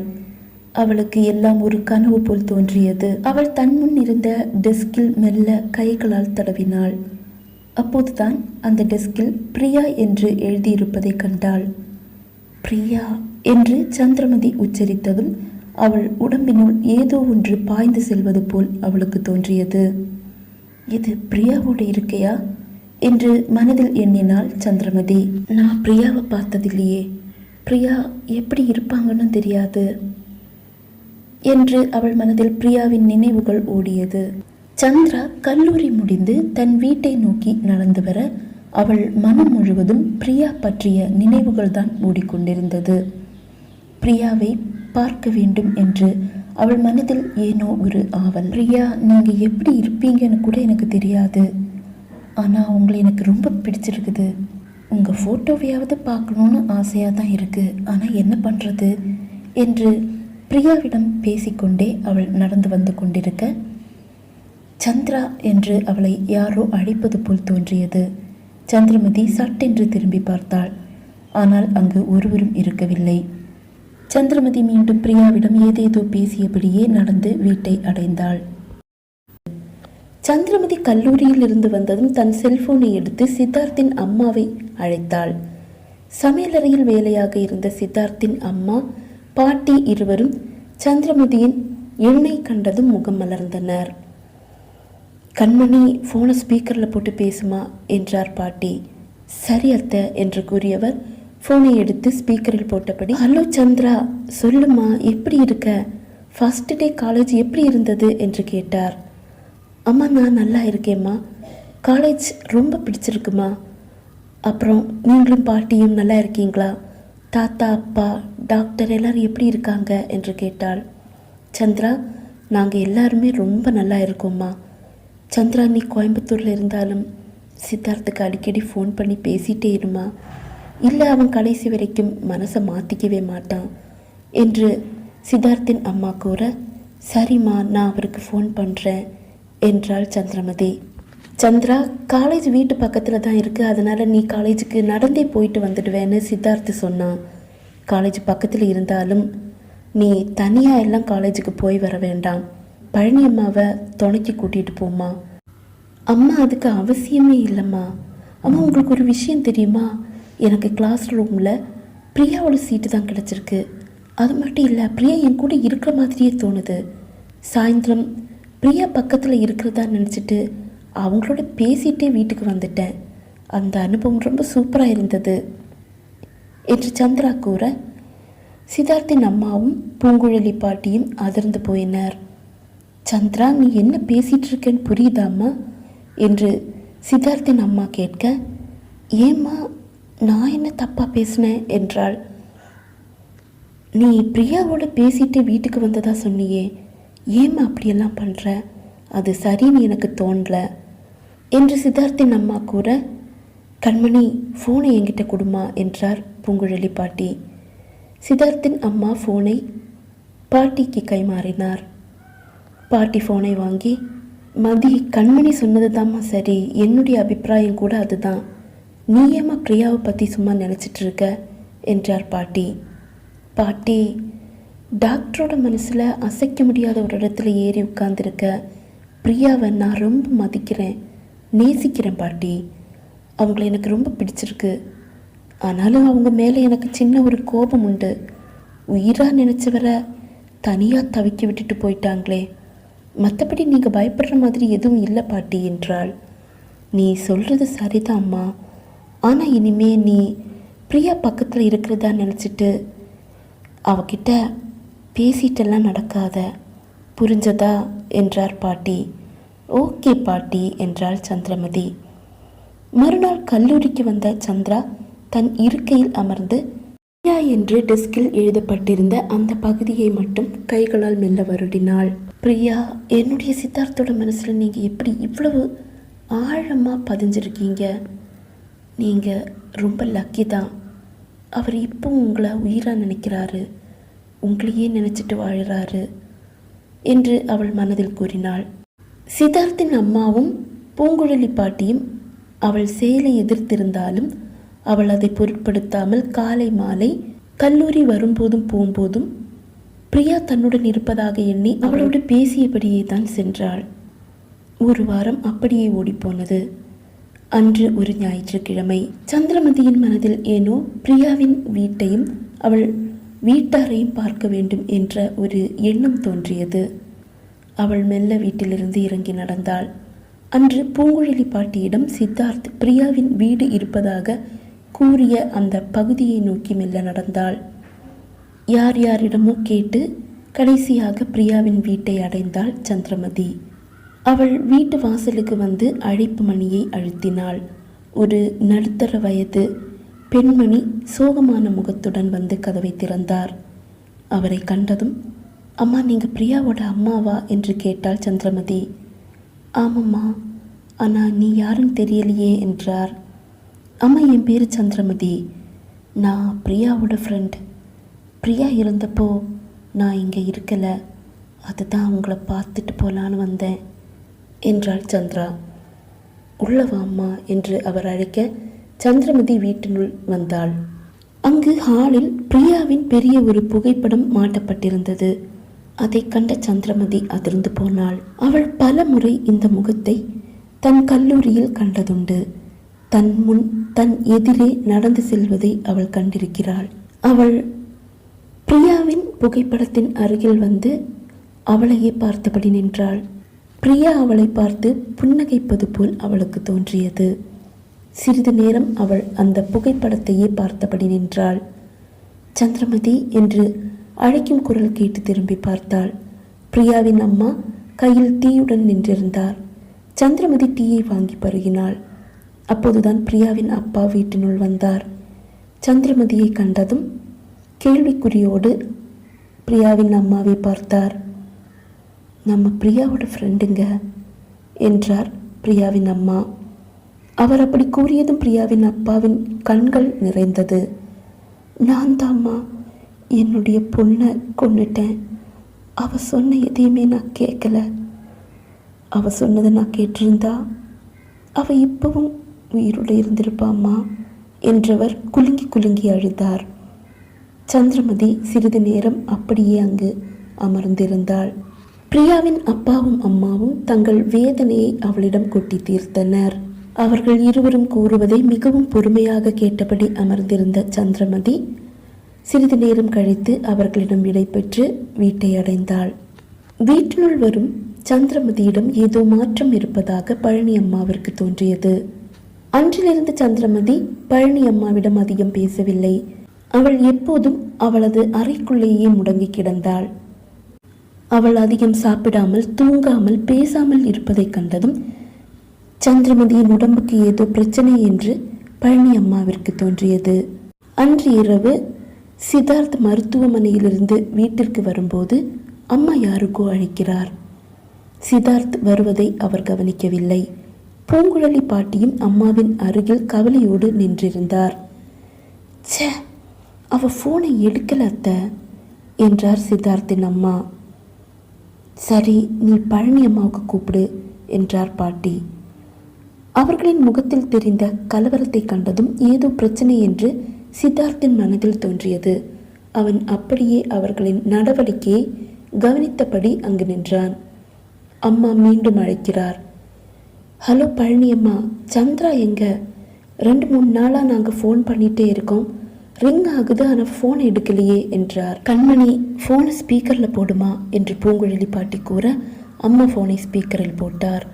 அம்மா, ஃபோன் இங்கே ஹாலில் தான் இருக்குது, ஆனால் எந்த காலம் வரலையேம்மா.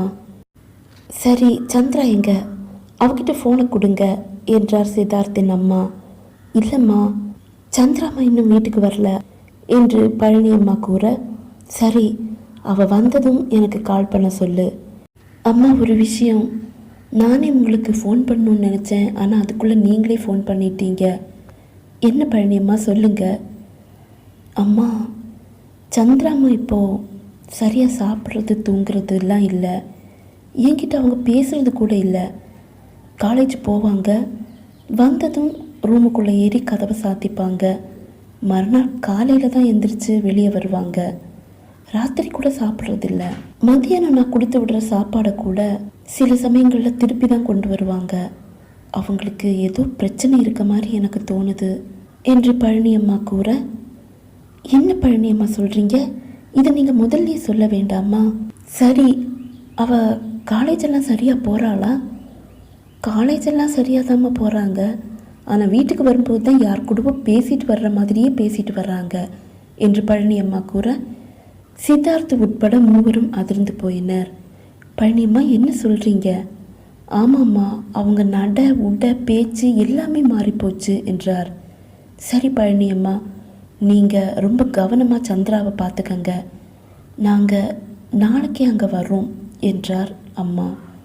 சரிம்மா என்று பழனி அம்மா கூற, சித்தார்த்தின் அம்மா அழைப்பை துண்டித்தார். அதன் பின் பூங்குழலி பாட்டியை வருத்தத்தோடு பார்த்தார். அத்தை, இப்போ என்னத்தை பண்ணுறது?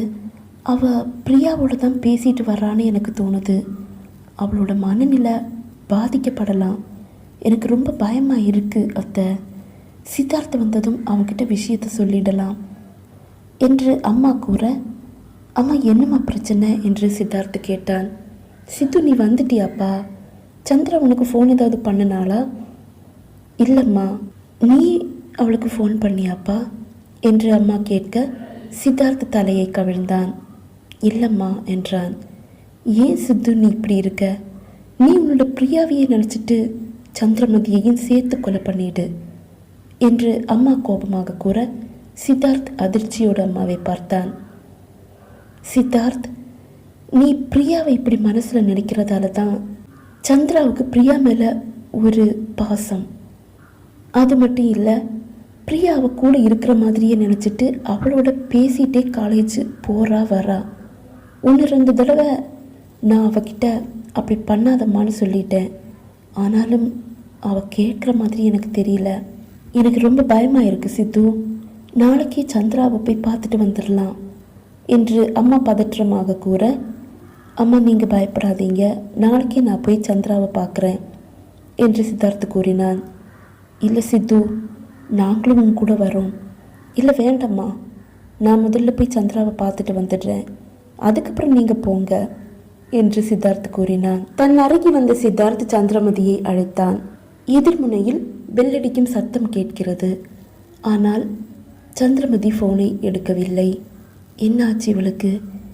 ஏன் யார் ஃபோன் பண்ணாலும் எடுக்கிறதில்ல என்று மனதில் எண்ணினான் சித்தார்த். சித்தார்த் பலமுறை அழைத்தும் சந்திரமதி ஃபோனை எடுக்கவில்லை. மறுநாள் காலை சித்தார்த் கோயம்புத்தூர் புறப்பட்டான். சந்திரமதி கல்லூரி புறப்படும் முன் அவன் கோயம்புத்தூரை அடைய வேண்டும் என்று எண்ணினான்.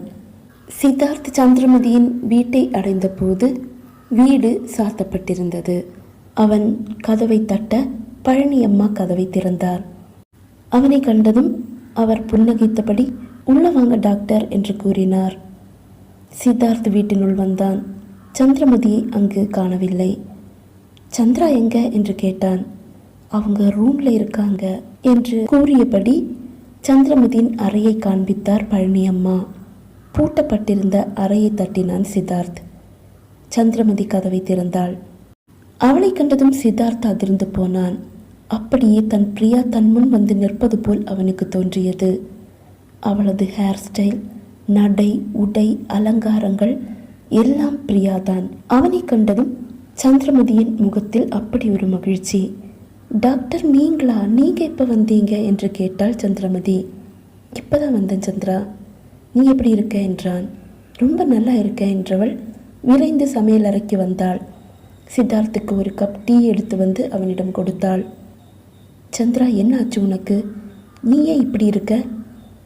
உன்னுடைய ஸ்டைலெல்லாம் போய் இது என்ன புது ஸ்டைல் என்று சித்தார்த்து கேட்க, நல்லா தானே இருக்கேன், உங்களுக்கு பிடிச்ச ஸ்டைல் தானே, உங்கள் பிரியாவோட ஸ்டைல் என்று சந்திரமதி கூற சித்தார்த் அதிர்ந்து போனான். சந்திரா, நீ தான் பிரியாவை பார்த்ததே இல்லையே, அப்புறம் எப்படி என்றான். யார் சொன்னது நான் பிரியாவை பார்க்கலன்னு? பிரியா எப்பவும் என் கூடவே தான் இருக்காங்க. நான் காலேஜ் போனாலும் திரும்ப வந்தாலும் நானும் அவங்கள ஒன்றா பேசிட்டு தான் வருவோம் என்று சந்திரமதி கூற சித்தார்த் அதிர்ந்து போனான். சந்திரா, நீ என்ன பேசிகிட்டு இருக்க என்று சித்தார்த் கேட்க சந்திரா கலகலவென சிரித்தாள். ஐயோ டாக்டர், நீங்கள் பயப்படாதீங்க.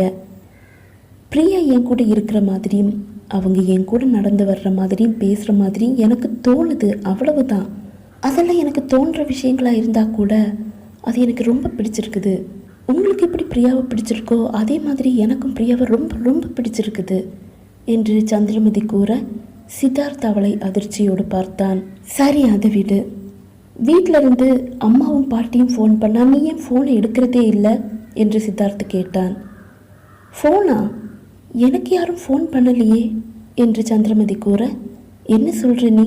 உன்னுடைய ஃபோன் எங்கே, அதை எடு என்று சித்தார்த் கூறினான். சந்திரமதி ஹாலில் இருந்த அவளது ஃபோனை தேடி கண்டுபிடித்து அவனிடம் கொடுத்தாள். சித்தார்த் அவளது செல்போனை பரிசோதித்து பார்த்தான். அதில் எந்த ஒரு மிஸ்காலும் இருக்கவில்லை. பார்த்தீங்களா, யாருமே எனக்கு கால் பண்ணலை என்றாள். ஒருவேளை எல்லா நம்பரையும் டெலீட் பண்ணிட்டாளா என்ற சந்தேகம் அவன் மனதில் தோன்றியது. சரி, அவங்க தான் உனக்கு கால் பண்ணல, நீயாவது அவங்களுக்கு கால் பண்ணி பேசியிருக்கலாமே என்று சித்தார்த் கூற, நான் ஃபோன் பண்ணேன், ஆனால் யாருமே ஃபோனை எடுக்கலை என்றாள். சந்திரா, நீ என்ன சொல்கிற, எனக்கு எதுவும் புரியலை என்றவன் தன் செல்போனை எடுத்து சந்திரமதியின் எண்ணிற்கு அழைத்தான். பெல் அடிக்கும் சத்தம் கேட்கிறது. ஆனால் அவளது செல்போனில் எந்த ஒரு சலனமும் இல்லை. அதை கண்ட சித்தார்த், சந்திரா, நீ உன்னுடைய நம்பரை மாற்றிட்டியா என்று கேட்டான். இல்லையே, அதே நம்பர் தானே என்றாள். சித்தார்த் சந்திரமதியின் ஃபோனை எடுத்து அவனது எண்ணிற்கு அழைத்தான். எதிர்முனையில் பெல் அடிக்கும் சத்தம் கேட்கிறது. ஆனால் அவனது செல்போனிற்கு எந்த காலும் வரவில்லை. அவன் அதிர்ச்சியோடு சந்திரமதியை பார்த்தான். சந்திரா சொன்னது உண்மைதானே, இங்கு என்ன நடக்குது என்று அவன் மனதில் ஒரு பயம் தலை தூக்கியது. இந்த சேனல் உங்களுக்கு பிடிச்சிருந்தா மறக்காமல் லைக் பண்ணுங்கள், ஷேர் பண்ணுங்கள், மறக்காமல் கீழே கமெண்ட் பண்ணுங்கள். இதுவரைக்கும் சேனலை சப்ஸ்கிரைப் பண்ணாதவங்க சப்ஸ்கிரைப் பண்ணிக்கோங்க. கதையோட அடுத்த பகுதியில் உங்களை சந்திக்கும் வரை விடைபெறுகிறேன். நன்றி, வணக்கம்.